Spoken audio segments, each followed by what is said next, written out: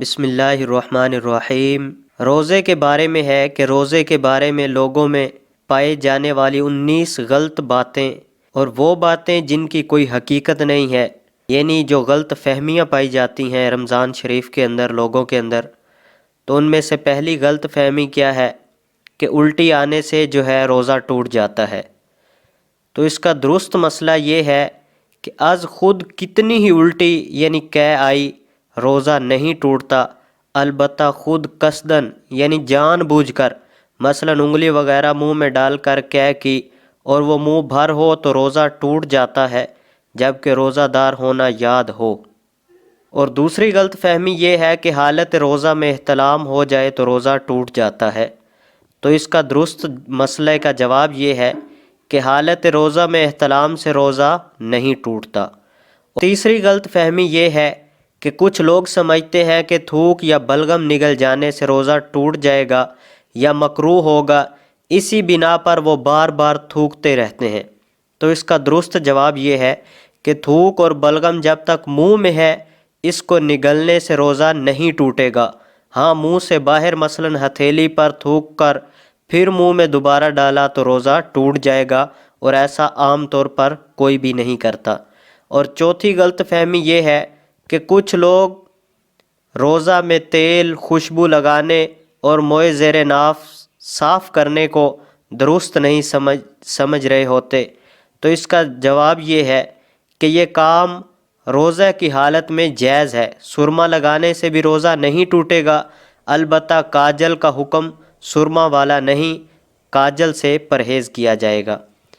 اور پانچویں غلط فہمی یہ ہے کہ رمضان میں سحری میں آنکھ نہ کھلے اور سحری کھانا چھوٹ جائے تو روزہ نہیں ہوتا۔ تو اس کا درست جواب یہ ہے کہ سحری روزے کے لیے شرط نہیں ہے، رات میں نیت کر لی جائے یا پھر نصف النہار ضحیٰ کبریٰ سے پہلے نیت کر لی تب بھی ٹھیک ہے، لیکن سحری کا وقت ختم ہونے کے بعد نیت کی جائے تو 3 چیزوں کو خاص مد نظر رکھا جائے گا۔ ان میں سے پہلی یہ کہ روزہ بند ہونے کے بعد سے نیت کرنے تک قصداً کوئی منافی روزہ کے کام نہ کیا ہو، مثلا کھانا پینا وغیرہ نہ کیا ہو، تو اس صورت میں وہ نیت کر سکتا ہے۔ اور دوسری صورت یہ ہے کہ نیت کرے کہ میں روزہ بند ہونے کے وقت سے روزے سے ہوں، تو یہ دوسری تھی۔ اور تیسری یہ کہ نصف النہار کے بعد نیت نہیں ہو سکتی۔ اور چھٹی غلط فہمی یہ ہے کہ رات میں غسل فرض ہو جائے تو اب روزہ شروع ہونے کے بعد کلی یا ناک میں پانی افطار کے وقت ہی ڈالیں گے۔ تو اس کا درست جواب یہ ہے کہ روزہ شروع ہونے سے پہلے کسی بھی وجہ سے غسل فرض ہو یا روزہ میں احتلام ہو جائے تو غروب کا انتظار نہیں کریں گے۔ روزہ کی حالت میں نہانا ہو تب بھی غسل کے تمام فرائض ادا کیے جائیں گے۔ پورے جسم پر پانی بہانے کے ساتھ ساتھ غسل میں بھی کلی کرنا اور ناک کے پورے نرم حصے میں پانی پہنچانا فرض ہے۔ اس کے بغیر نہ غسل اترے گا نہ نمازیں ہوں گی۔ یاد رہے کہ روزہ ہو تو غرغرہ نہیں کریں گے، اور عام دنوں میں بھی غرغرہ غسل کا فرض یا کلی کا حصہ نہیں ہے، جدا گانا سنت ہے، وہ بھی اس وقت جب روزہ نہ ہو۔ البتہ روزے کی حالت میں ناک میں پانی سانس کے ذریعے اوپر کھینچنے کی اجازت نہیں ہے۔ اور ساتویں غلط فہمی یہ ہے کہ حالت روزہ میں مسواک نہیں کی جا سکتی۔ تو اس کا درست جواب یہ ہے کہ مسواک کی جا سکتی ہے، البتہ یہ احتیاط رکھی جائے گی کہ ریشے حلق میں نہ جائیں، یعنی جو مسواک کی جا رہی ہوگی تو اس کے جو اوپر، جیسے مثال کے طور پر برش ہوتا ہے تو جو دندان کے اوپر لگتا ہے اس کی بات ہو رہی ہے کہ وہ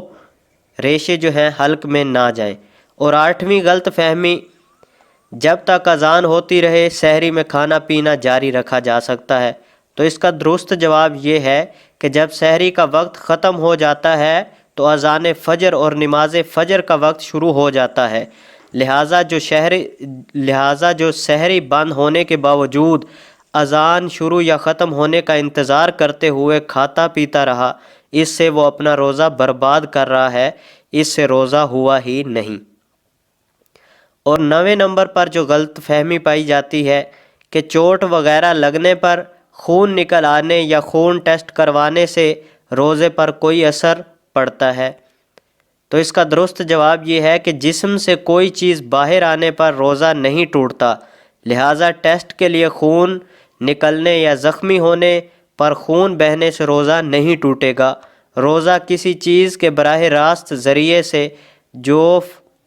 معدے یا دماغ تک پہنچنے پر ٹوٹتا ہے، البتہ چند صورتیں مستثنیٰ ہیں، جیسا کہ روزہ یاد ہوتے ہوئے جان بوجھ کر منہ بھر کیک کرنا۔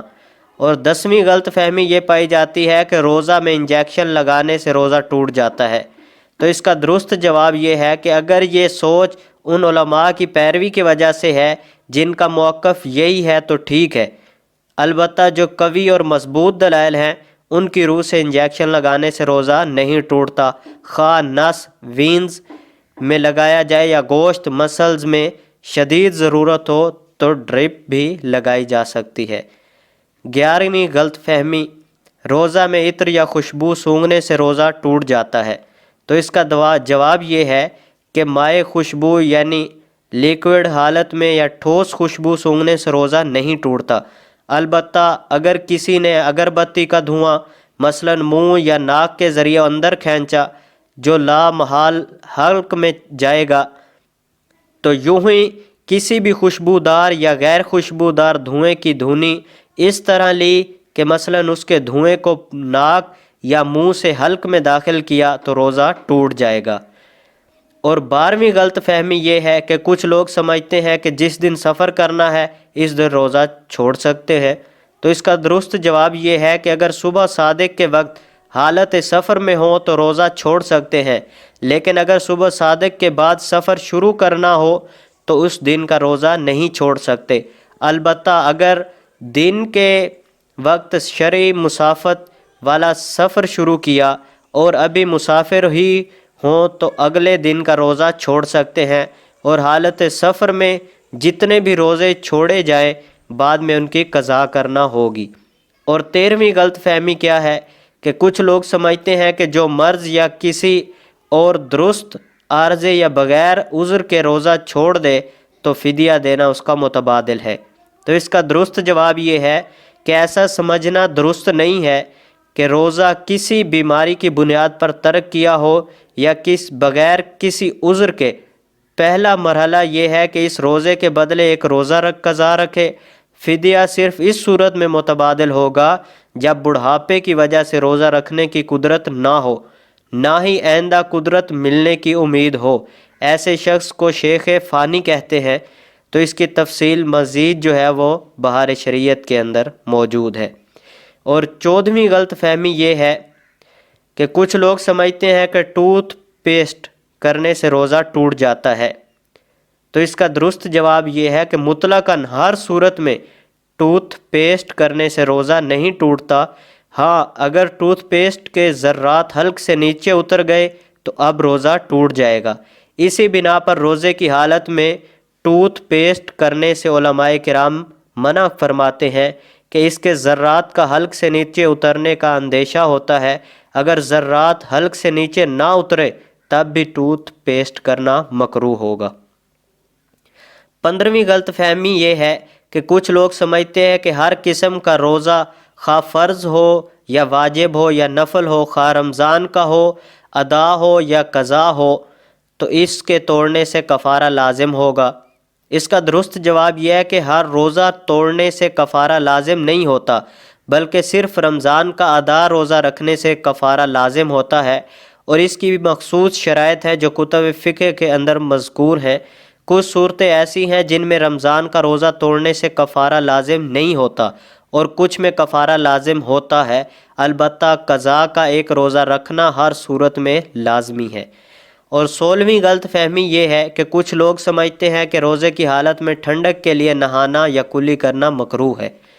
لہٰذا اس کا درست جواب یہ ہے کہ روزے کی حالت میں ٹھنڈک حاصل کرنے کے لیے نہانا یا کلی کرنا،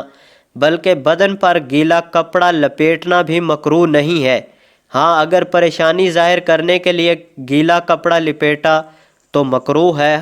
کہ عبادت میں دل تنگ ہونا اچھی بات نہیں ہے۔ اور 17ویں غلط فہمی یہ ہے کہ بعض لوگ سمجھتے ہیں کہ روزہ چھوٹ جائے جب بھی 60 روزے بطور کفارے کے رکھنے ہوتے ہیں، تو اس کا درست جواب یہ ہے کہ روزہ چھوڑ دینے پر اس کی صرف قضا لازم ہے، یعنی ایک روزہ قضا کا بعد میں رکھنا ہوگا، البتہ بغیر عذر شرعی روزہ چھوڑنا سخت گناہ کا کام ہے۔ ایسی صورت میں قضا رکھنے کے ساتھ ساتھ توبہ بھی کرنا ہوگی۔ اور 18ویں غلط فہمی کیا ہے کہ کچھ لوگ سمجھتے ہیں کہ کلی کرتے ہوئے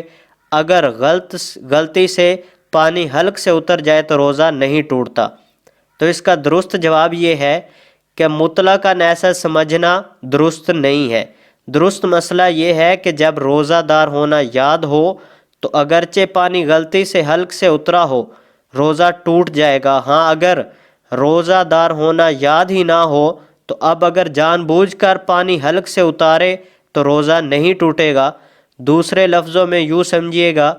کہ بھول کر کھانے پینے سے روزہ نہیں ٹوٹتا، لیکن بطور خطا